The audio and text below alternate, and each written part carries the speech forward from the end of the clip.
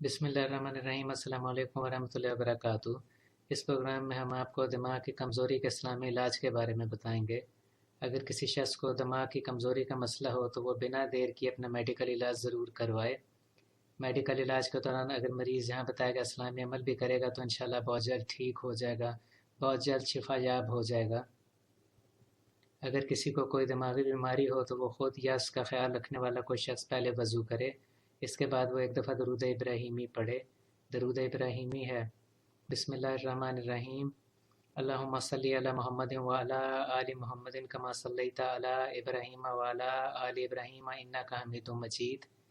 अल्लाहुम्मा बारिक अला मुहम्मदिन व अला आलि मुहम्मदिन कमा बारकता अला इब्राहीम व अला आलि इब्राहीम इन्नका हमीदुम मजीद।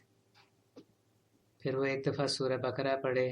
इसके बाद वो एक दफ़ा सूरह आराफ पढ़े। फिर एक दफ़ा सूरह रहमान पढ़े। इसके बाद एक दफ़ा सूरह शम्स पढ़े और इसके बाद एक दफ़ा सूरह कमर पढ़े और आखिर में एक दफ़ा दरूद इब्राहीमी पढ़े।